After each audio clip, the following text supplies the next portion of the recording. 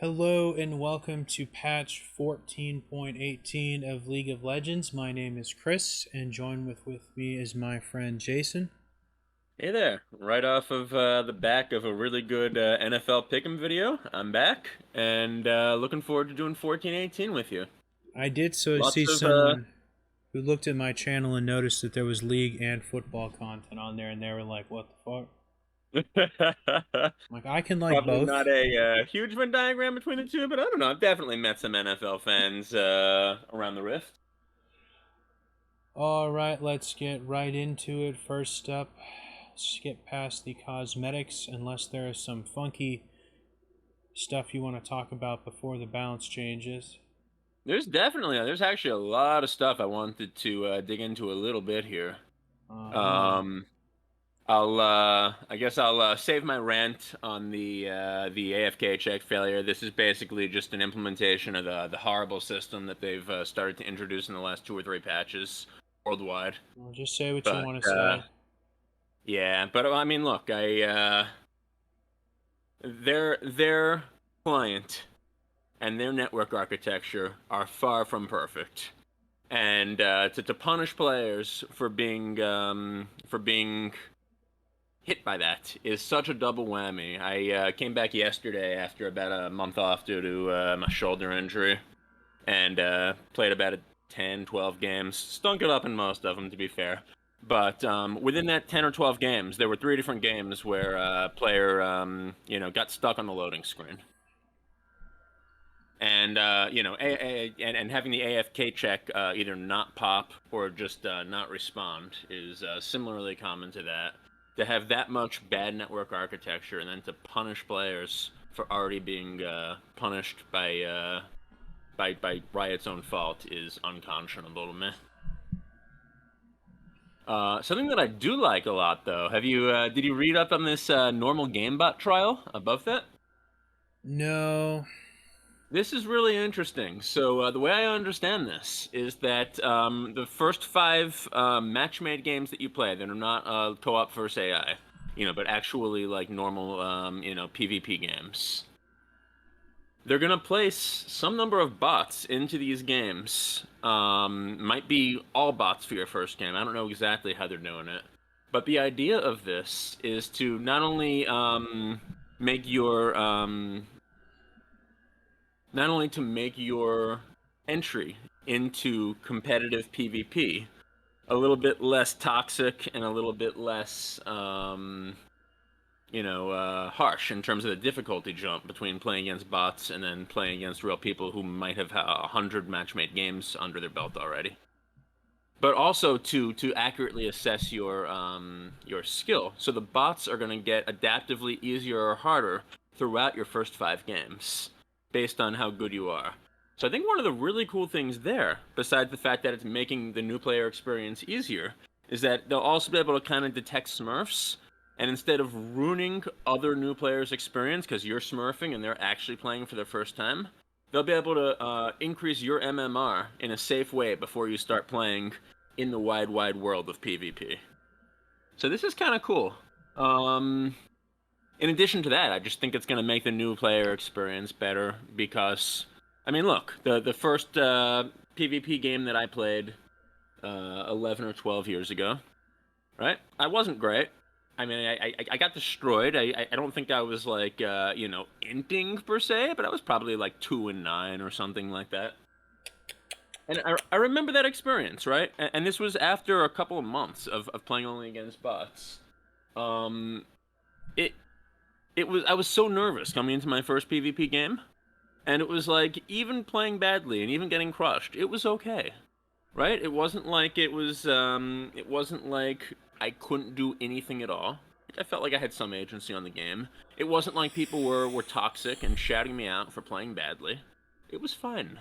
And I was really happy that I did it, and then I played a hell of a lot more PvP. But if my first game was getting crushed by some Smurf, and then having all of my teammates just yelling all kinds of, racial epithets or whatever at me, the filters were not quite as stringent at the time. I mean, I don't know that I would have ever played PvP again. Alright. I'm going to edit that whole section out of this video. I get that a lot. Um, Let's go to the champion balance changes, which are infinitely more interesting than saving a new oh player damn. 5 I found the games. shard transfer thing so interesting too. Yeah, All whoop-de-doo. right.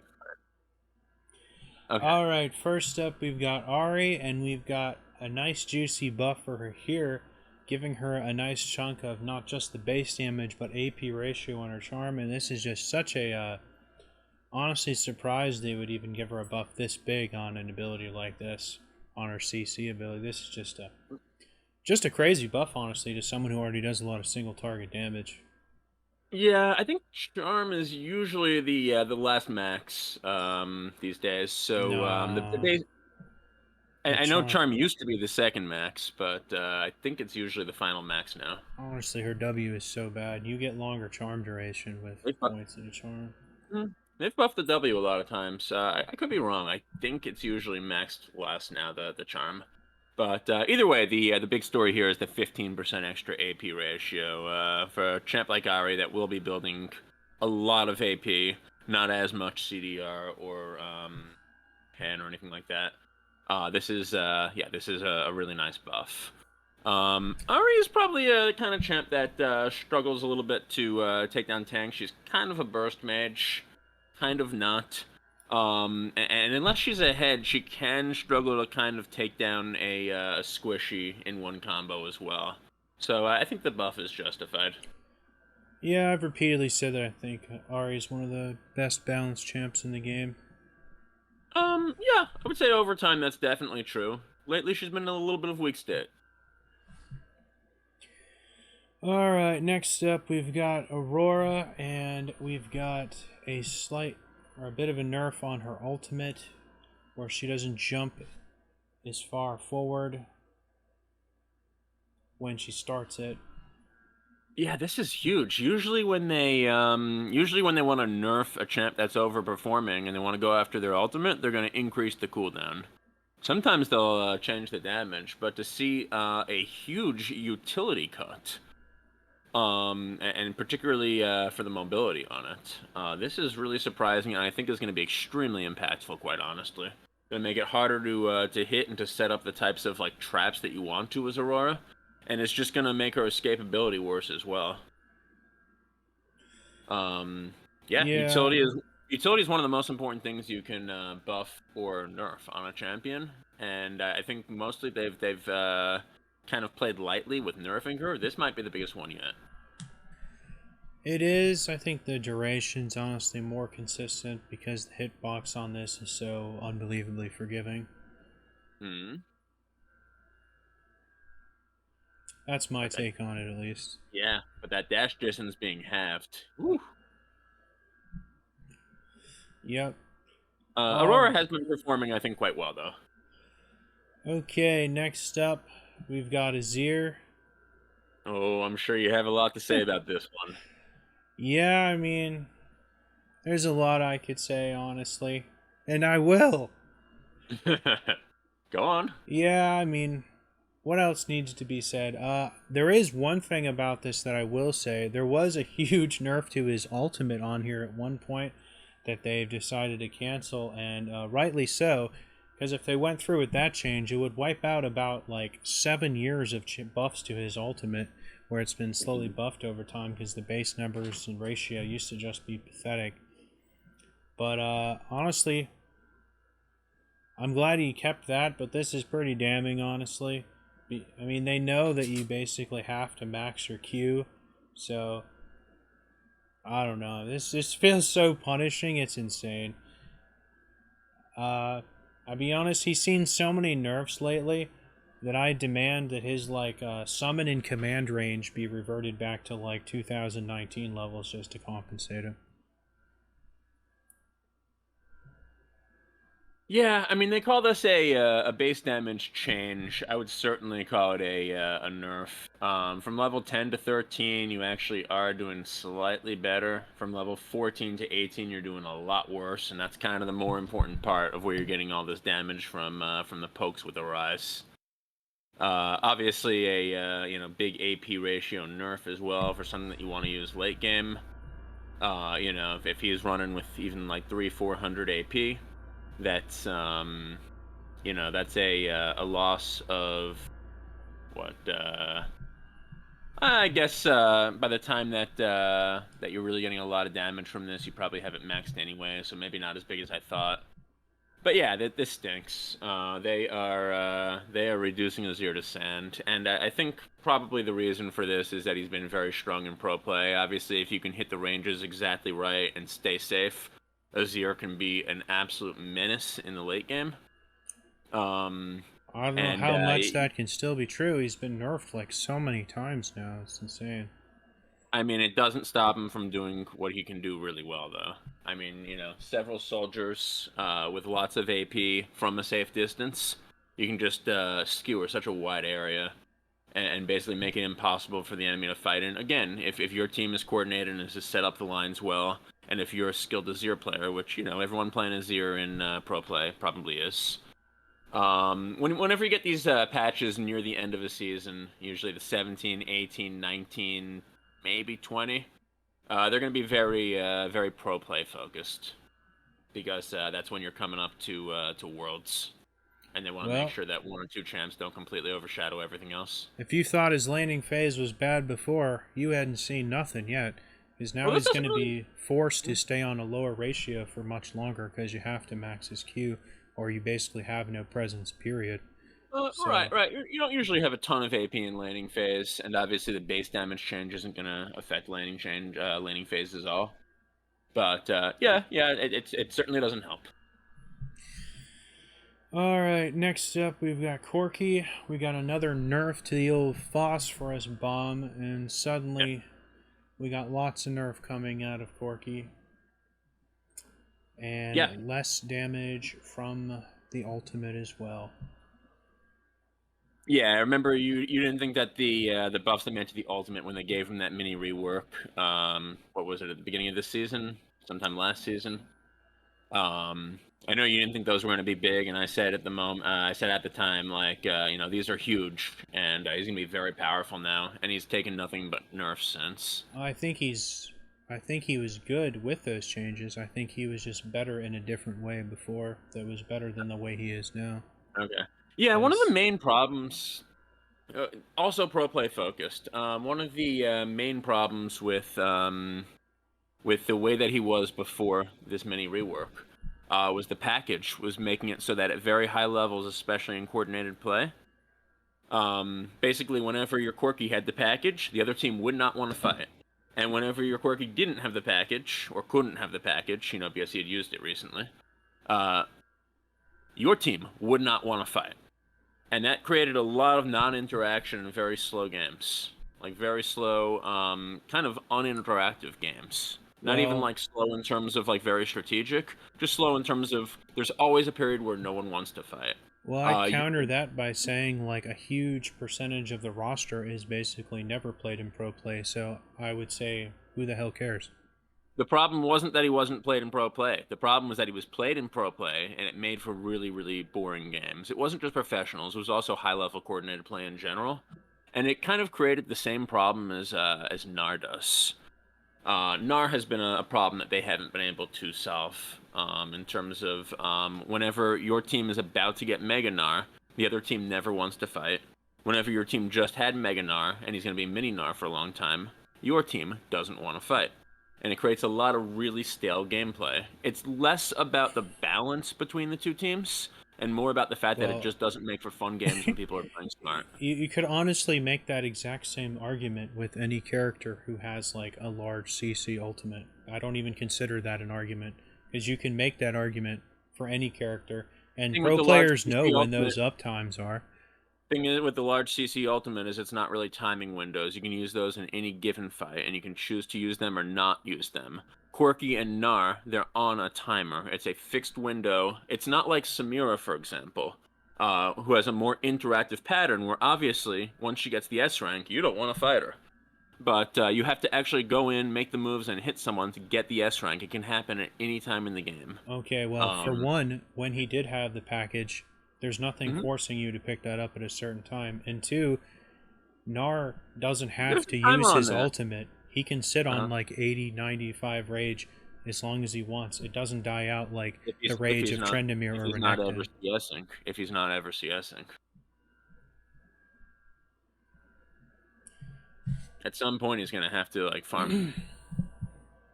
But yeah, often he would sit on 80 or 90, and the other team would just avoid fights forever. That was kind of the one of the main issues plaguing Gnar in pro play, and again, any type of high-level coordinated play. It's not a game balance issue. It's not really an unfairness issue either. It just creates really stale gameplay. All right, next up, speaking of Gnar, Speak we of the got devil. 3 more damage for Gnar, for whatever Uh-huh. that's worth. Well, this would be good for his early game poke. I mean, we were even discussing yesterday after we played a couple games, how awful the top lane meta can be if you're not a champion. That wants to just continually all in, right?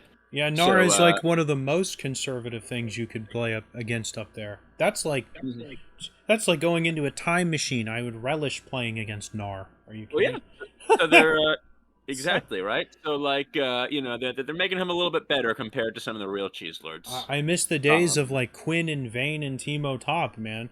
Those were like those were No one conservative. misses Vayne top, Those were especially not conservative players by who had to have that today's. shit on their team. No, you don't get it, man. By today's standards, those are Yeah. super conservative picks.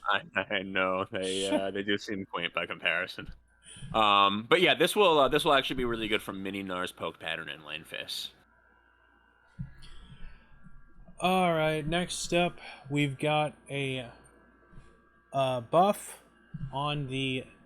I want to say this is the WE utility portion of his skill set, and you don't actually really see people use this one a lot.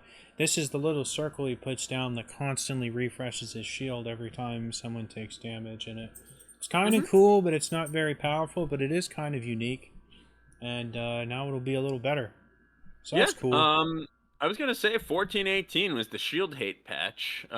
This is the only buff I think we got to any type of shield throughout any champion or item on the patch, and most of them were being nerfed, but they did actually give Hui more shielding for his allies specifically while they're sitting in that pool.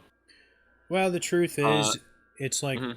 weak as shit, and most of the time you're going to use Yeah. his WW, which just adds more. That the movement speed one. No, that's his WQ. His WW adds more on-hit damage to his abilities when they land.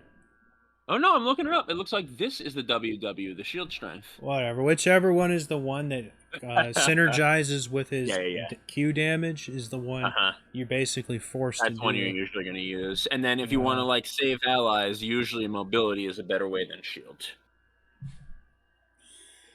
All right, next up we've got a nerf to Ivern, which is almost like a contradiction in terms.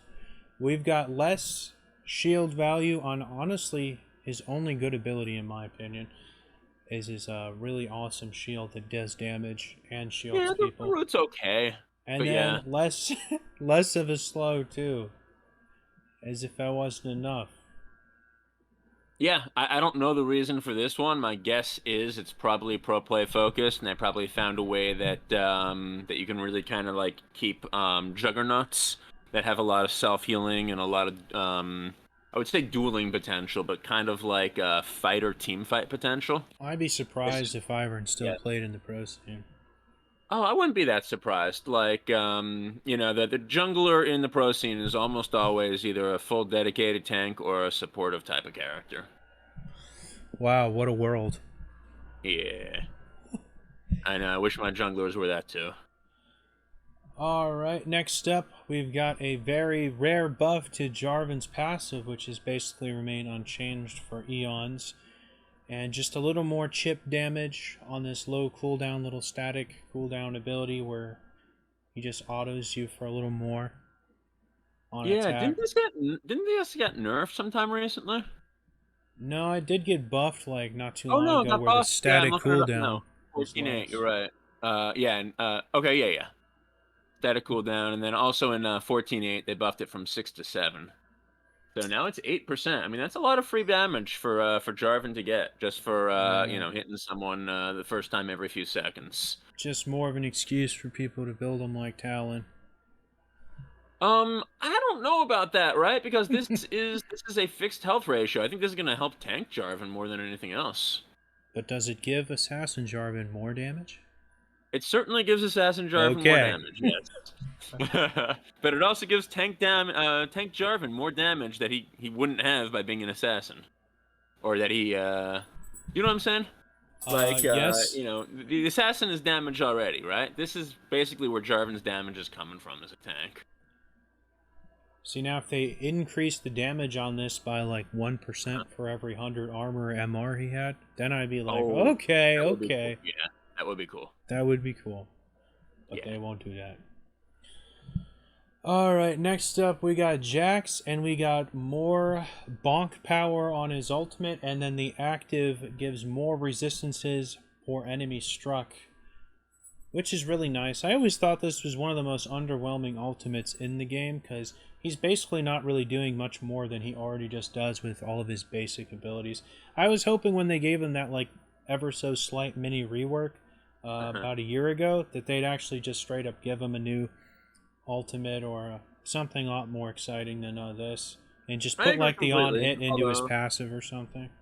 I mean, his old ultimate was literally just he gained some resistances for 10 seconds, right? Yeah, and the on hit damage still. The on-hit damage was there too. Yeah. Yeah, but there was no bonk. So at least it's more interesting than it used to be. These are some pretty damn big buffs, don't you think? 10 to 20 extra armor and MR, depending on who you're hitting, and or not that much MR, but It's 10 to not 20 a extra armor, extra MR, and extra 10 on-hit base damage at every single level on every time. Like, Jax can build a lot of attack speed. Yeah, it's nice. I mean, he's such a stat checky champion that of course it's Yeah. good. Even if this was super small, it'd be good because of just his playstyle. Yeah, I really like him after these buffs. With that said, I don't see Jax really ever at all lately. He's too bad in the early game. You can't do it. Mhm. There's Yeah, too many. yeah, There's too many aggro things early. You can't. You can't play any yeah. of these champions from the Stone Age. But between the fact that earlier this season they did make the top lane a little bit safer, um, although I guess also harder to gank, so it would be harder to help a struggling Jax. And between these buffs, I do think that there is maybe something there. Jax is way better in the jungle, honestly, than he is top right now. Just because he's so punishable when you have to play him PvP in the first 8 levels. His laning phase is atrocious. It is. It is. All right, next up we've got Jace, who also used to be something you could take top, but not anymore. Oh, please, you shouldn't take Jace anywhere. All right, we got less of a slow on his little dive Q, and then more movement more. speed. Oh, More more speed. slow. Okay, well, Great thank buffs. God. And then more movement speed also on his Mercury Cannon E. They're really trying to turn him into a Nidalee. Yeah. Jace is a funny champion because he's way better than Nidalee, but basically has the same problem.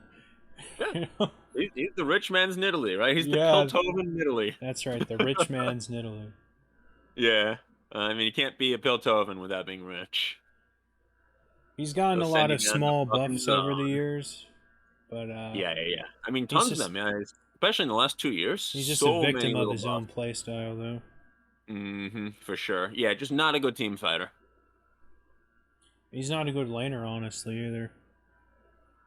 You don't really have to interact with him if you don't want to, and he has to commit so hard to do everything. So Yeah, these days I would agree with you. He's not a good laner either. even he loses to like the Stone Age champs. Like you could play Jackson to him, probably be fine. He's just so poke heavy that he's just I don't know. Mm-hmm. Even though they buffed his Q a lot, which definitely helps him be more of a cheese lord. He's lights out when you walk into the bush, though. That's about the only time he's good. If you walk into the bush when he's in there. Yeah. All right, let's on to something interesting here. We got more attack speed for Jinx. We got A lot more. less armor for Leona, which is kind of depressing. Oh no! Let's. Oh no! No! No! We are not skipping Jinx like that, Chrissy. No. Uh huh. This is huge, dude. This is huge. Like Jinx is a champion that you need to get all the autos attack off, and especially when she gets excited. The get excited is a buff to your total attack speed. So Awesome. the 40% extra attack speed growth that you've gotten throughout the game also multiplies with 25% extra that you're getting per stack. Um, you will be able to when you get the right situation with Jinx to just auto attack people down so fast. And sure, this champion still has the a real lack of mobility is a problem, and the weak early game is a problem. But she is already a terror in the right situation late game. Man, do not sleep on how big of a buff this 40% extra attack speed growth is. All right, you can skip Leona if you want. Alright, let's talk to Lilia, where we got less damage for monsters, but then a kind of a big nerf to her ultimate, even though it doesn't do any damage initially. Where now it's only 2 seconds instead of a potential 3, which is kind of a bummer. I really like her ultimate. So. I hope your computer's not messing with you again. You're starting to sound like you're in a tunnel. No, I'm But, here. Okay. But yeah, it's really kind of a shame what happened with Lilia because she was just such a fun champion. You can imagine how good Lilia players must have had it, before the 8 progressive nerfs that they've made over the last year. Yeah, I mean, I still And think she's she can still a put out a decent lot. champion. Yeah, she's still a decent champion. So like, you could just imagine how good she must have had it before all those nerfs. But I do think that these are really serious. They're making it harder to clear the jungle quickly, particularly in those kind of like mid levels where you're power farming the jungle. In the maybe like level 6 to 9 mid game. In addition to that, yeah, just like lower sleep duration later on makes it harder to manage fights and actually kind of whack multiple people out of the sleep for bonus damage. Yeah, I think just like the slower jungle clear is probably the bigger story here. You definitely don't want to be behind on your level with Lilia. She Uh, actually is a really interesting champion in that I think that she is a really good jungler, but she's not a great ganker. Like she's okay at coming out of nowhere and trying to run you down before you can get back to your turret. But I feel like Lilia's strength is more in her dueling and her just general like team fighting when the entire team knows that you're going to be there for a team fight and she can kind of move in and out of the front lines a lot of times. I feel like that's her biggest strength. you're What do you right. think? And if there were still team fights, she'd actually probably be a lot of fun to play. Instead, you just chase split pushers the whole game. I feel like we've moved a little bit out of that recently. Get the hell out of here. Yeah, then again, I was in a game where I had a Nasus on my team with over 1,000 stacks, and he would just like walk into a team fight and then walk out of it and start whacking a turret, and it would be dead in 2 seconds. Yep. You go, Kai. Next up, we've got a Lysandra, and this is a pretty big nerf to her Q because her Q is on such an incredibly low cooldown at max rank, so definitely gonna feel this one with how many times that she can shoot this thing out. This is a reversion to a buff that she's gotten sometime recently, right? I think they did increase the AP ratio a lot on her Q. Honestly, 85 seems pretty crazy. I'm surprised it was ever that high. Yeah, it looks like it went from 80 to 85 a couple months ago. This was like 60 when I used to play her as like my go-to blind pick Yeah, mid. and it had a much higher cooldown at that time too, I think. No, there was one really. I played her in the silly era when her Q had like a 2-second cooldown or something at max rank. There was a silly era where she had such absurd wave clear. She was such a good blind pick back then, but Yeah. they did pull Looks like back on that. yeah. Looks like we've actually got to go back to season 10 for the last time that her AP ratio on Q was this low. They increased it from 70 to 80 at the time. So, I don't know. They've given her a lot of buffs in a lot of different ways recently. And if they're starting to pull back, that means that she's getting to a balanced state. So that's cool. Alright, next up, we've got a small buff to Lulu. Mm-hmm. Not too small, because you do a lot of auto attacking the first few levels of the game with the trading and all that jazz in the laning phase. So I guess you'll definitely feel this a little bit. It's basically like giving her a short sword or something. Yeah, it's almost like giving her a 6 AD, except for the edge cases where the where Pix is not hitting her main target and is getting stuck on a minion or something along the way. This will be very good for laner Lulu. It means faster wave clear early on. It'll be nice also for support Lulu, just because you'll be able to poke better. The one thing you will have to watch out for on support Lulu is if you're hitting a minion that's not the closest minion to you, or you're hitting an enemy that's behind the wave.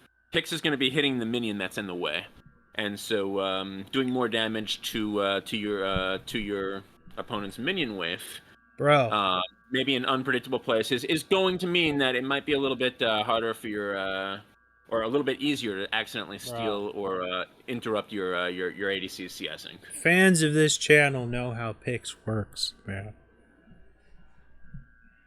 All of them? We're all a Is it hardcore just player me? base. Is it just me?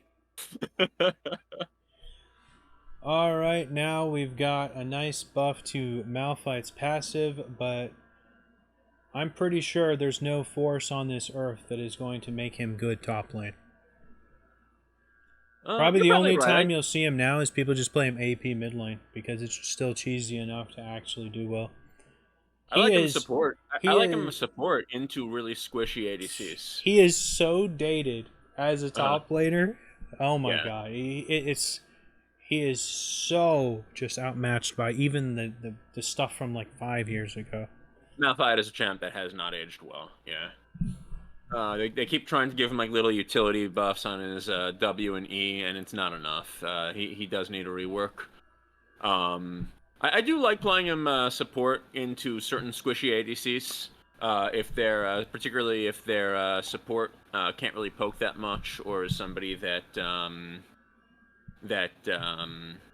essentially can't complete and engage if I'm not walking up. I just kind of wait till 6 and then repeatedly ultimate their ADC over and over and kill them.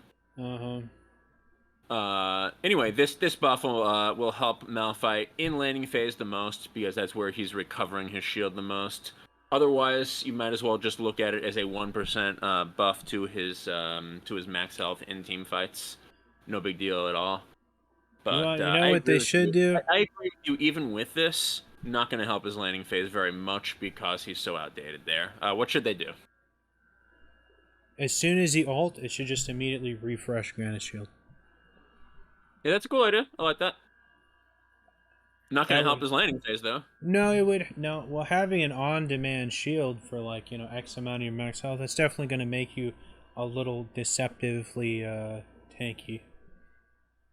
Yeah, but it's really before he gets his And ult that he for, gets so destroyed in laning phase. yeah, because his wave clear is also garbage because he runs out of mana so fast. If he's not well behind by the time he gets level 6, right? He's a legitimate threat to a lot of top laners. Basically, the only way you can Uh, get away with that is with an insane W max where you have like 150 armor in like 6 minutes. you can also just poke him down with Q once or twice and then ult him. Oh man, no one can get like pushed out of lane with like Comet Q anymore. He's so lost his step in the top lane. It's insane. Yeah. He's kind of, in a lot of ways, just a worse Maokai. I mean, it's nice to have that instant engage, but he's basically just a worse Maokai. Yes, Maokai is better. Speaking of And speaking Maokai, of Maokai, he is much better just because of his innate sustain and having more non-ultimate crowd control and stuff like that, and a bit more yeah, but utility. they're about to teach him a lesson for that, aren't they? Yes, losing damage on his Q is probably the one spot he couldn't really afford, because this is kind of his bread and butter dueling skill. Yeah. Losing any damage on this is absolutely damning, especially in the laning phase where he needs all the chip damage he can take, since basically none of his damage scales with anything useful that he can build. So he's basically just a base damage goon, because he has no scaling on his damage. I agree with you. It's not going to hurt too much until like level 5, but yeah. So you have the Q nerf, which you just talked about, and then you've got the E nerf, where higher cooldown and the saplings will last a little bit less long. I'm fine with that part of it. I just wish they hadn't touched his Q. Exactly. You can get those saplings up to like 2.5 minutes, even at like only 3k health, so that was probably warranted. Mm-hmm. Alright, next up, we've got a slightly less AD with Misfortune. As you guys know, she has the least amount of AD in the game because of her passive Love Tap. But, so that definitely does hurt a little bit, especially for last hitting. Yeah, in addition to that, she has really nice AD ratios on her skills. So even though it's just 2 AD, it's going to hurt a lot. Yeah, she's very snowbally. Yeah, she is. Misfortune is the type of champ that, isn't putting out a ton of damage with her autos, but really those skills, particularly like the bullet time. If you can line up bullet time in a corridor, it is incredible how quick she can shred an entire team down. Not as good at fighting in wide open spaces because you can kind of walk out of the cone of bullet time. But man, if you get caught in a corridor and she fires that at you from enough range that you can't CC her, woo. Yeah, it's basically the only reason she's even played. Pretty much, yeah. It's just like the poke with her E and the power of her ult. Alright, next up, we've got a nerf to Nasus's Clowny E ability. This is really going to hurt the AP Nasuses of the world. It's taking a big base damage hit here. But it didn't lose any of its armor pen, so the straight arrows of the planet are going to be okay for the most part. Yeah, and this looks like a big nerf in terms of at max level it's 45 base damage and 9 per second on top of that. But really, like, Spirit Fire is something you're putting down as supporting fire during a fight. All of his damage is really coming from his Q. And with how many buffs they've given the stacking of his Q, essentially, over the years, I call it the stacking of his Q, even though I think it's all of his damage, right?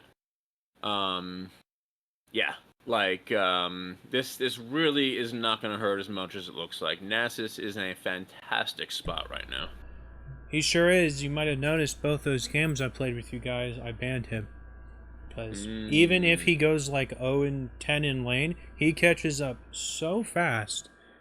He's just insane. I started banning Volibear every game last night. Like, the loss of like Divine Sunderer did nothing to slow this man down. And that was a crazy item on Nasus.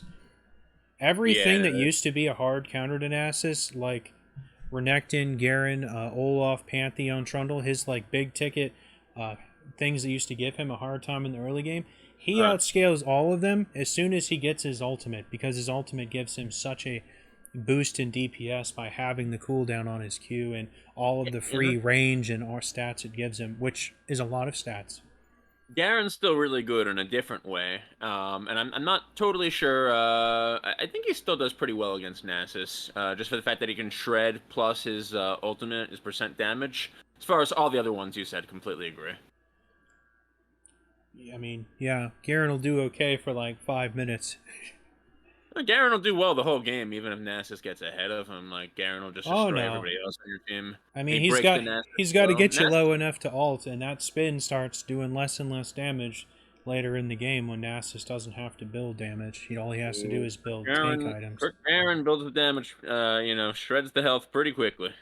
Yeah, it's true. Yeah. And the interesting thing about Garen is, he kind of counters a lot of Nasus's tools in a way that even if Nasus gets ahead, Garen doesn't need to really fight him straight on. For example, Nasus can slow him, Garen will just break away from it and run after somebody else on the team. Yep. Anyway, though, Nasus is still really good. I don't think this is going to hurt him very much. And yeah, like, if you were an AP Nasus that was just using Spirit Fire to be a bitch, you deserve this. This is really going to hurt his ARAM play because most of them go AP. Alright, let's skip past some of this. Who we got? I don't even want to talk about Rell. Let's talk about Rumble, because this is kind of a big nerf for a guy that has to kind of be a bully in the laning phase to kind of make a name for himself. Wow, Rell is just a prop to you. That's Yeah, right. Rumble is an interesting champion. I think he has aged better than a lot of the older champions have. And yeah, I mean he's been quite strong recently with not only the ability to shred tanks, but just kind of the consistency that he brings with his damage. Now tell me what you Uh, think about Rumble. yeah, well, that's what I'm doing. I think small nerfs to Rumble as we're getting here are completely justified, and I think it's going to continue to be fine.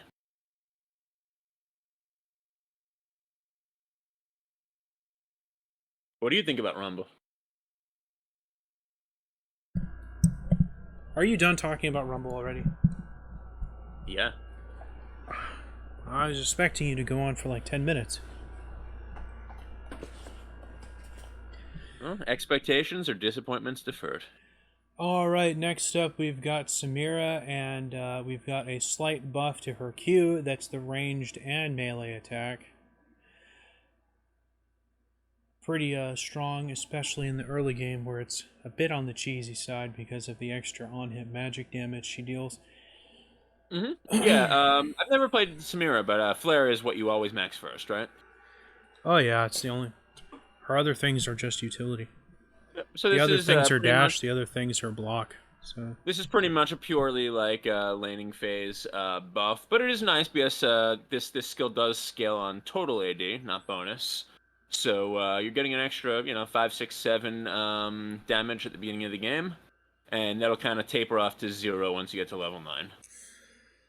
yeah, she basically has to really lean into this to supplement her auto attacks because she usually doesn't build any attack speed.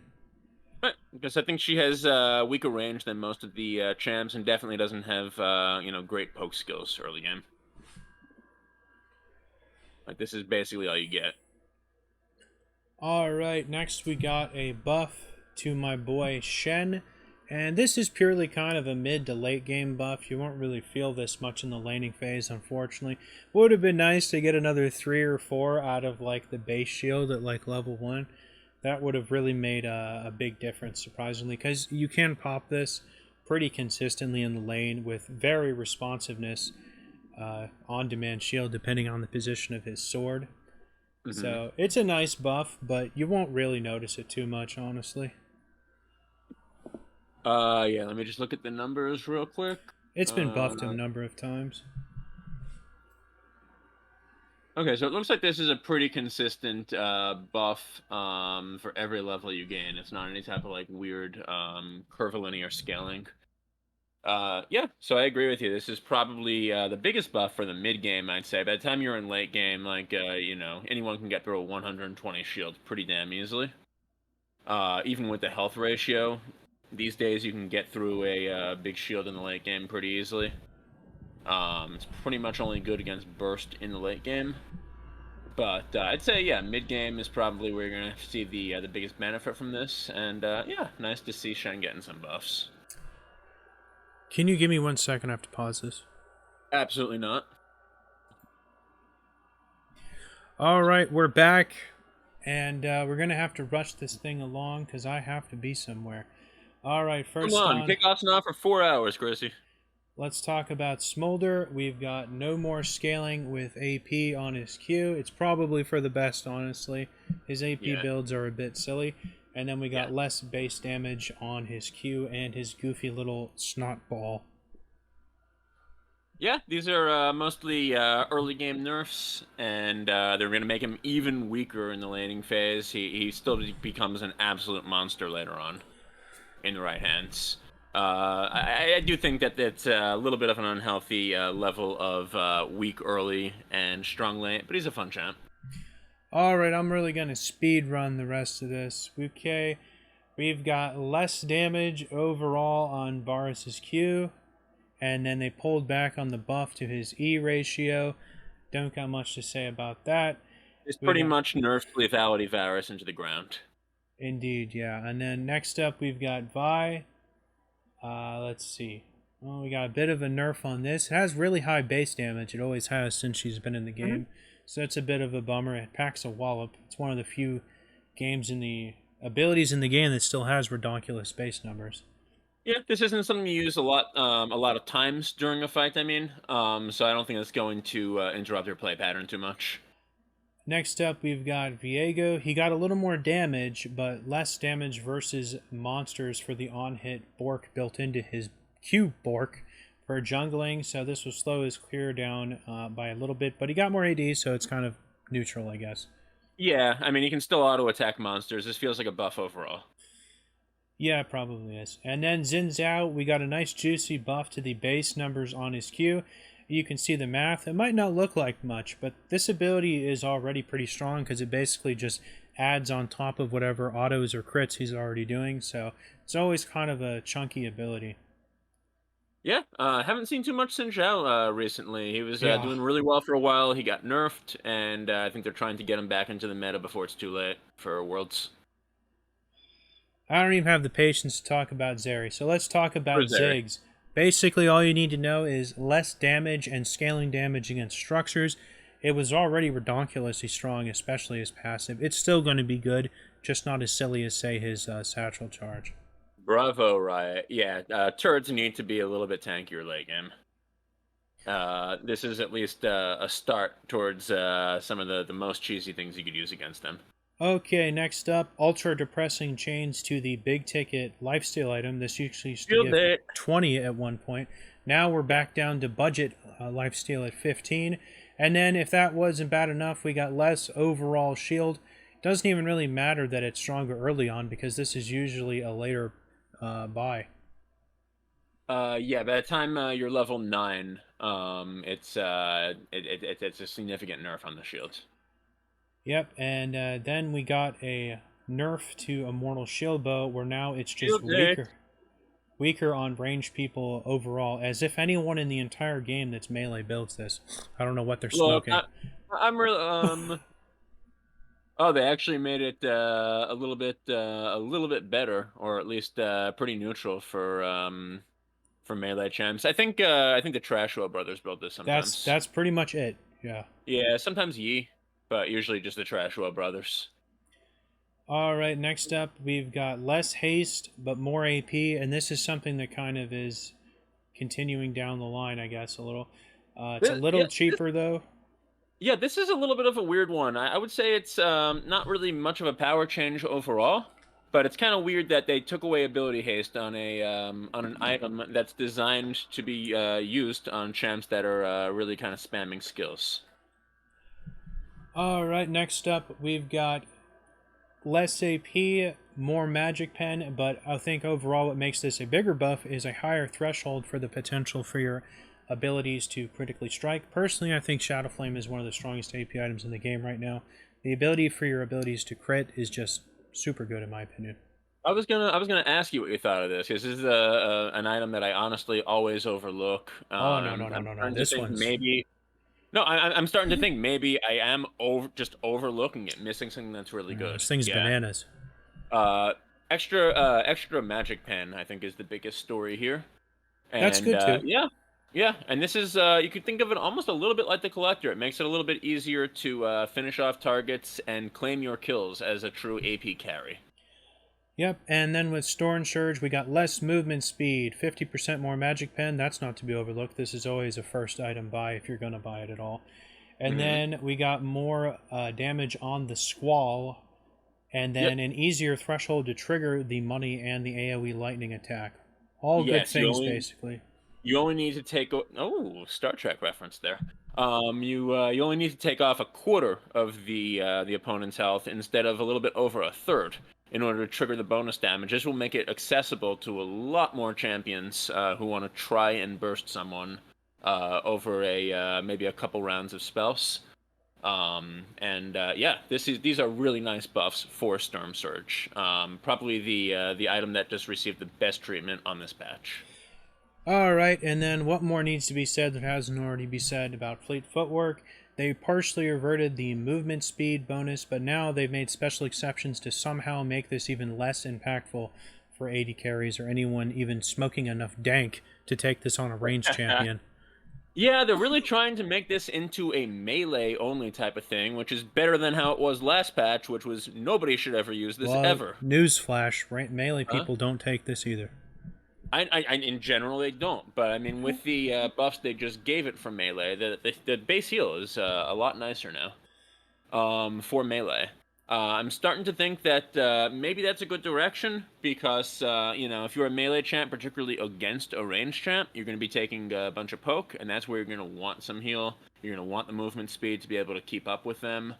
It's probably the right direction, but this is still a pretty crappy rune. Okay, let's wrap this up. The special passive ability that turrets have when they still have their platings is This is actually just the first 5 minutes. Oh, Fortification. Okay. Yeah. Well, if it was the whole game, I'd actually be slightly happier, but 5 minutes, whoop-de-doo. Yep. They did, however, give you more plating on the turrets, on the turret plates, as you destroy more of them. So they will be kind of more resistant in that 9 to 14 minute phase in that way.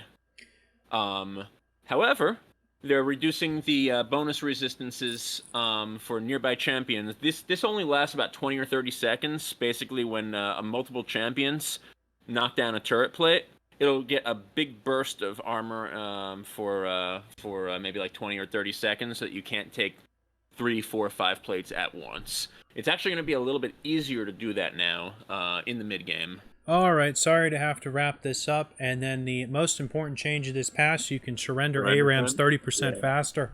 What do you think of that? I don't really care.